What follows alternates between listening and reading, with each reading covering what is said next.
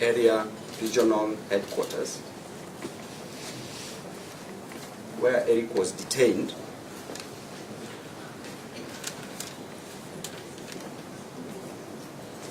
Sought for cash bail, be released on cash bail, and the officer in charge did not grant. I wanted to tell you how petty this country has become. That a case of obstruction, Your Honor, obstruction, a traffic offense, led to Eric Omondi sleeping in a police station from Friday, Saturday night,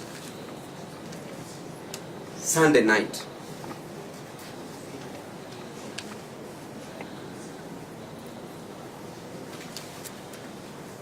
And you are being told, Your Honor, that powers are from above. When you go to above, they forward you to another above. And this above has become infinite. Because reporting verbatim, seriatim, that is what I was being told. Eric Omondi is a respected member of this society, helping people from one region to the other.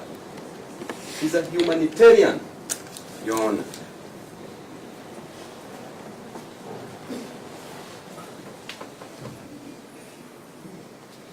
His name being dragged in the trenches, Your Honor, and after this we are going to pursue this case further, civil matter, for compensation because of the breach of Eric Omondi's rights. Your Honor, even if we assume that Eric Omondi pleaded guilty, which he has not, that he obstructed motor vehicles on the day that there was a protest. Your Honor, you and I know very well that on that specific day, there was protests that were called by matatu drivers. Therefore, there was no vehicle to be obstructed in the first place. All matatus were on strike. All vehicles, as I was watching from home, were not on the roads. Even the police vehicles, Your Honor, were parked at the police station for lack of fuel. So there was no vehicle to be obstructed. Therefore, Your Honor, the government's failure to offer services to Kenyans should not be a burden of the innocent Eric Omondi as per Article 52A, that is innocent.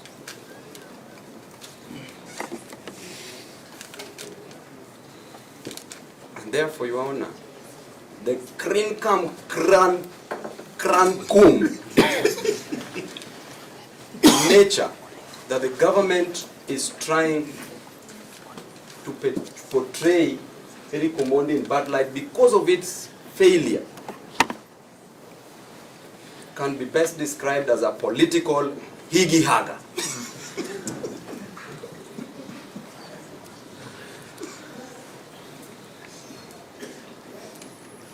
Therefore, Your Honor, it is our prayer that Eric Omondi be released on free or personal bond terms. The same case that is being charged on, Your Honor, the accused persons were released on cash bail of 5,000 Kenya shillings, the same case, and Eric Omondi has been included as, on the other part, that others not before the court, Your Honor. So therefore, Your Honor, being a defender of justice that you are and that we've always known, shame the devil.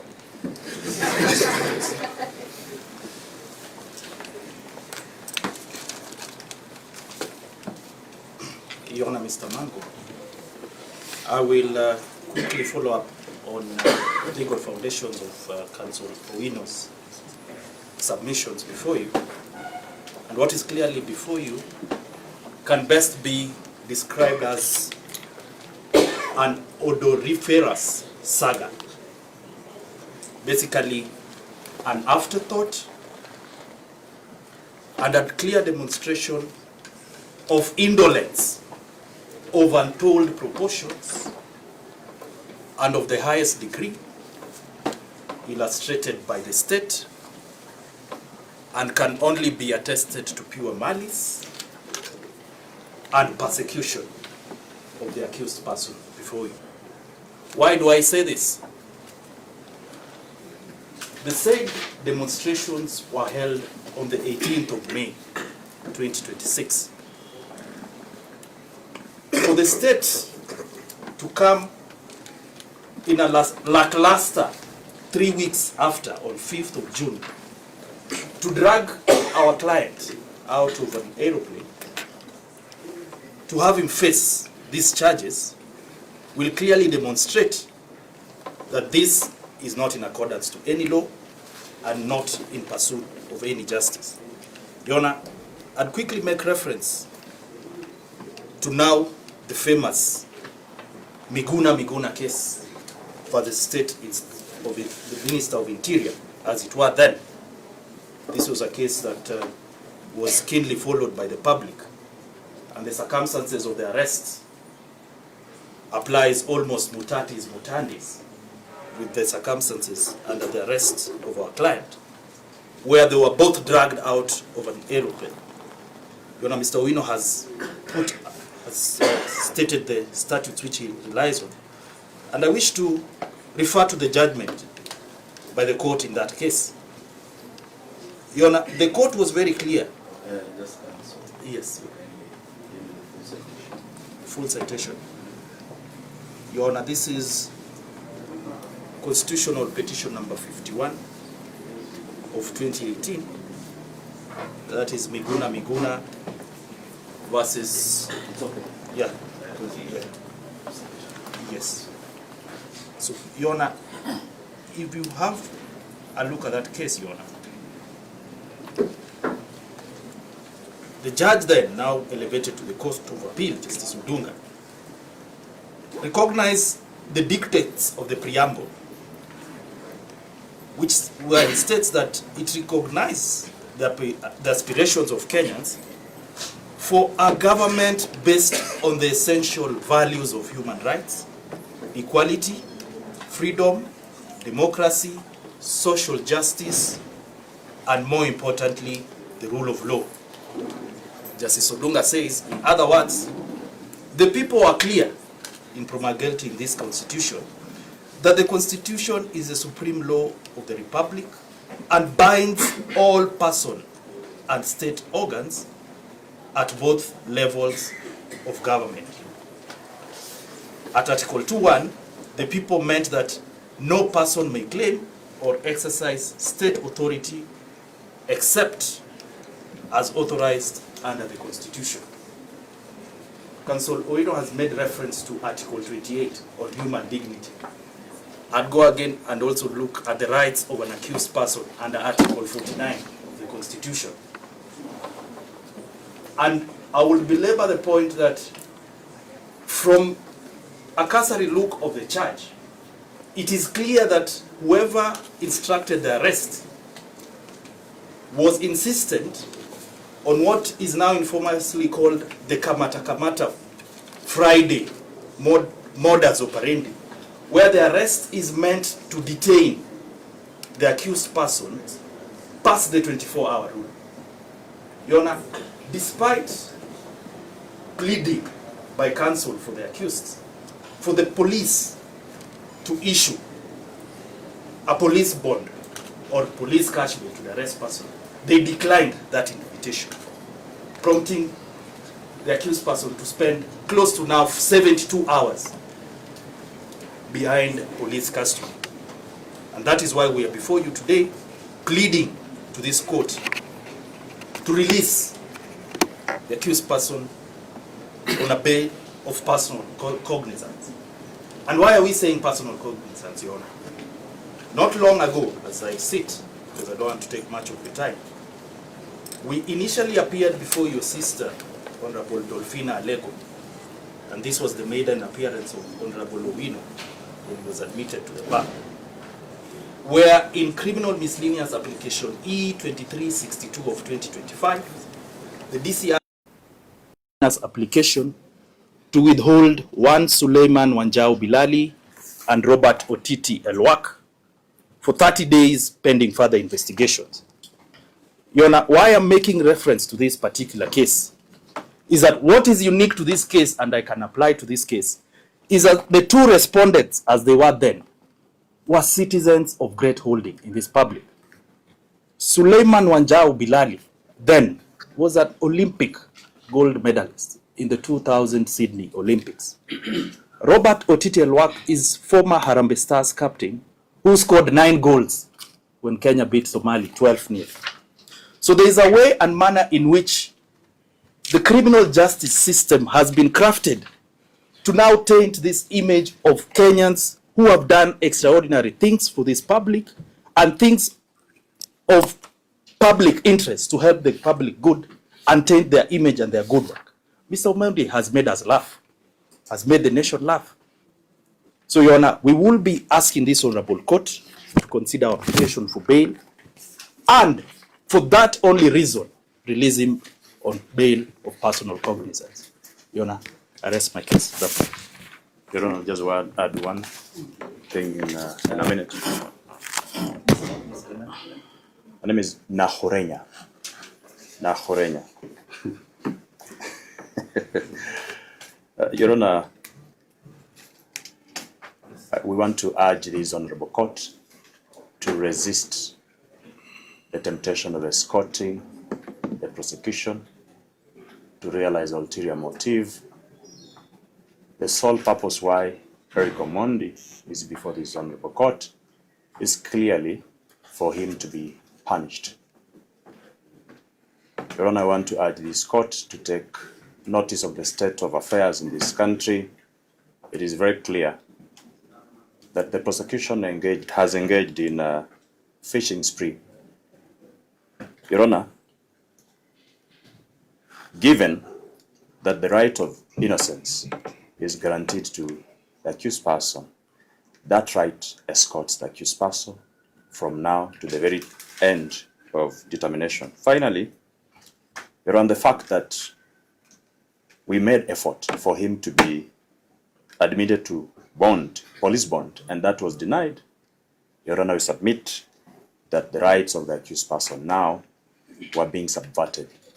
And for that reason, the prosecution has already realized its ulterior motive, objective of pretrial detention.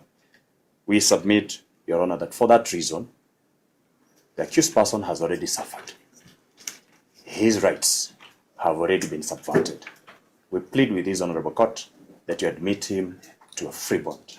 I submit. Good morning. Nurdin is my name. Yeah, Nurdin.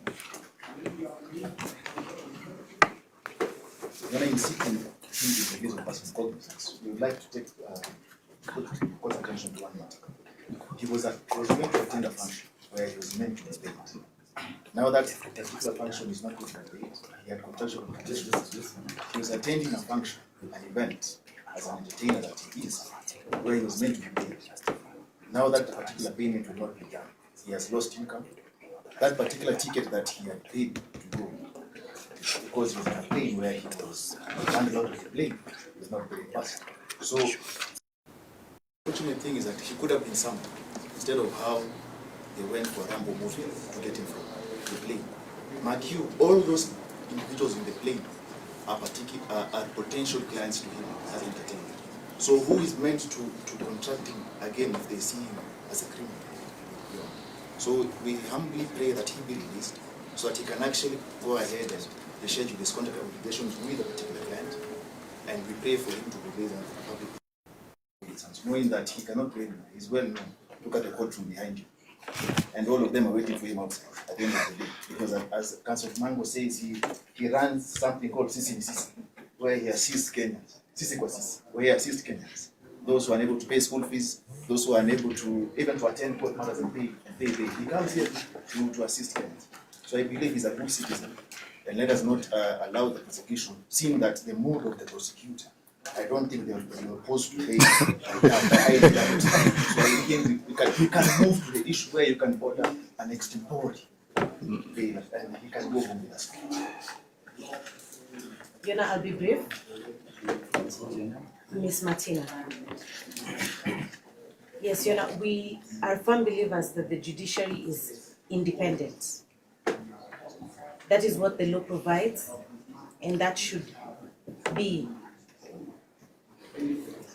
and it should be independent from orders above. Contrary to what the police are practicing, this is a court of law. Independence should be integral in the decision making. Yona, the main essence of bail is primarily to secure the attendance of an accused person in court. The accused person here, Mr. Eric Omondi, does undertake that he will be present as and when needed in court. Therefore, pre-trial detention will be a waste of resources and is not necessary and should be as a matter of last resort. It is not a secret that this is a man of the people. However, he has become an enemy to the state. But that we can argue another day. But as of today, Your Honor, there is absolutely no justification or no compelling reasons that have been fashioned by the prosecutor to deny Mr. Omondi bail. Therefore, ours is to pray that you grant him a free bond, personal cognizance, as my colleagues have submitted before you, and that is what I wish to submit. Jonah, I guess I'll conclude. Mr. Kilonzo? Your Honor, in agreement with the sentiments of my fellow counsels, I'd like to point out that the Oxford Dictionary defines compelling reasons for something so grieving, so strong, so convincing, and undeniable. Therefore, if the prosecution is to oppose bail, they only need to demonstrate to this court through evidence that our client, they cannot be able to trace our client, being that he is a public personality, and that it is very convincing. Mr. Eric Omondi shall not attend to the summons of this court, shall not attend, and shall not comply with the directions of this court.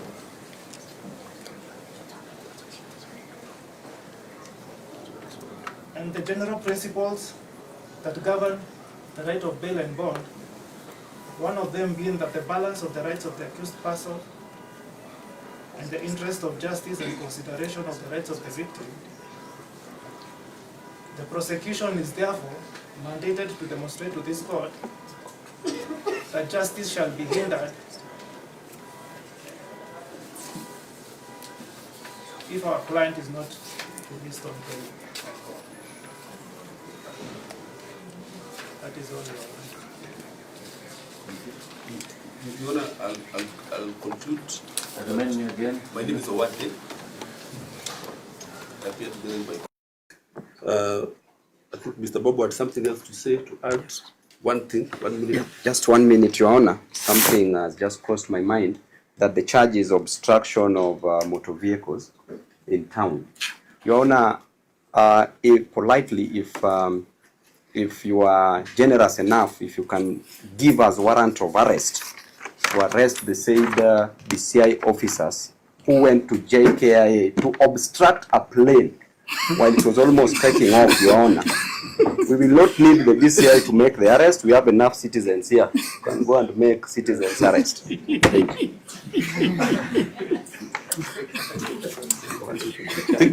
Thank you, Honor. My submissions are I would not want to lose track on the bail and bond policy issues. One, Eric has a humble abode within Nairobi. They know where to find him. Eric is not at flight risk. Eric has demonstrated times before that he has attended court religiously in other matters, and that is public knowledge, so he will attend to this court. I agree with my colleagues in the end that if for anything, please allow him on free bond. Second last issue, yes. Second last issue is something very simple, and I'm calling it circumvention of Article 49(1), the right for the accused person to be brought to court within 24 hours. You know, this is a person they would have summoned on Monday, summoned on Tuesday, summoned on Wednesday, and Thursday. But they strategize to arrest him on a Friday. The goal is to circumvent the 24-hour rule. This circumvention, I can equate it to tax evasion, where somebody decides he's not going to pay tax, but use different mechanisms to evade the tax. It is criminal. Now, this form of circumvention that the DCI and the prosecution have done is in itself unconstitutional because it has led to illegal detention of Eric Omodi. We are starting this game 1-0 down. Eric has been illegally detained. His rights have been trampled upon. Today, we plead with you to raise the game to either 1-1 or 2-1. That is, allowing your free bail, we will come before you and defend the matter accordingly. Unless any of us, because I know you are so many of our colleagues, has something else to say, we will allow you. Good morning. After all is said and done, my name is Pius Oyo.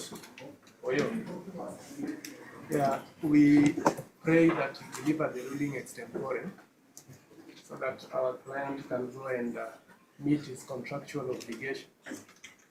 I'm reminded you should also go and question her. That is all, you know.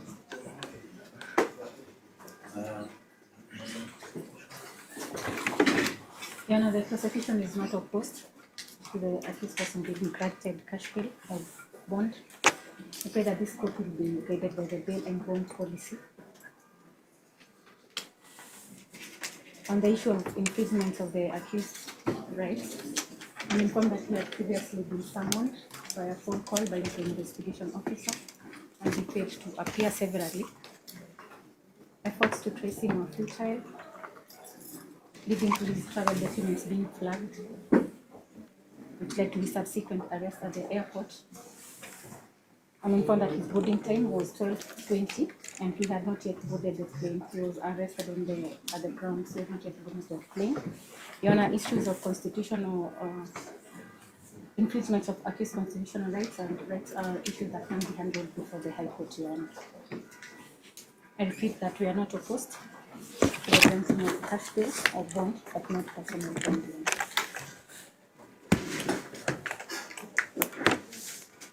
As we proceed, one thing that is important, his mobile phones were confiscated again for crime of obstruction. I don't know why his phones were confiscated. One is iPhone.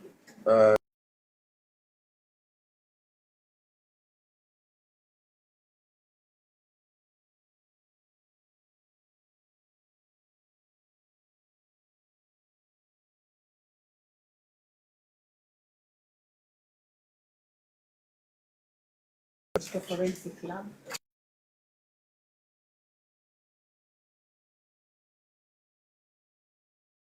The Redmi Note 14 Pro.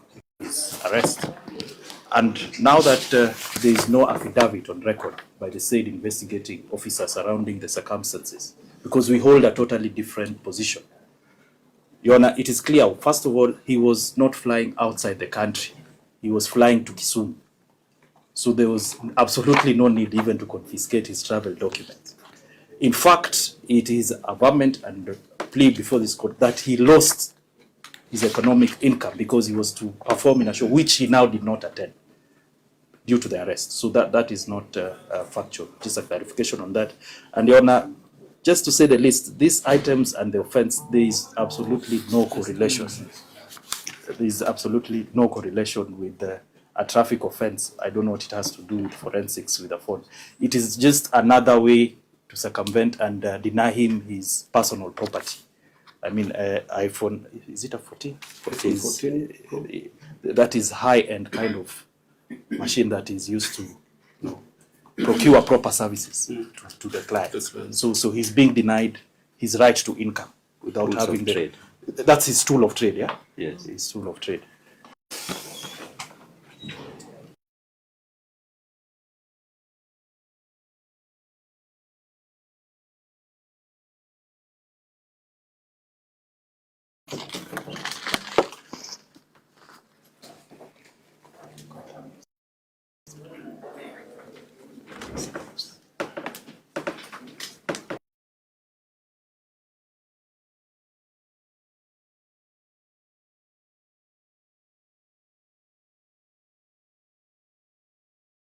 Only thing, I've found here evidence very good submission. There's one thing no one has addressed me on. Maybe it's an oversight. Because I'm used to it yesterday. One has asked me whether you want to witness statements. Any other documentary evidence? No one has asked me. Yes, it shows they are not ready. Yes, Your Honor. For purposes of pretrial disclosures, we would seek that they expedite. We want to crash this. He has a lot of things to focus on. We finish the expeditions, hearing and determination of this offense. So if it could be furnished with the statements that they wish to rely upon, and any other documentary evidence that even now we are able to pick, so that we can have the inventory. And in fact, the items that Mr. Wade made reference to, Mr. Mondi says that he signed an inventory of the same.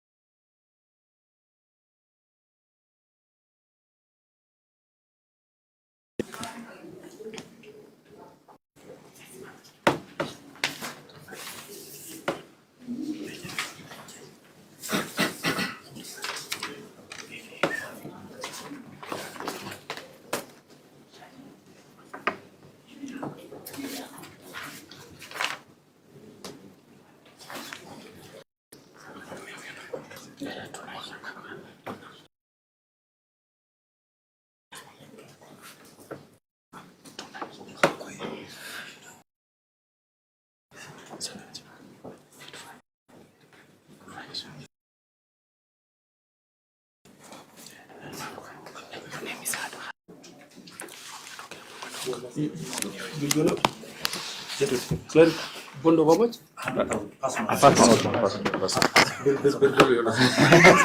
Just one review that I needed to put across. If on the issue of the mobile phone, because the phones are yes. Yes, I was just seeking if you could amend it to even allow controlled access to the phones, because he has phone numbers as of now. Because that's where his business is. Yes.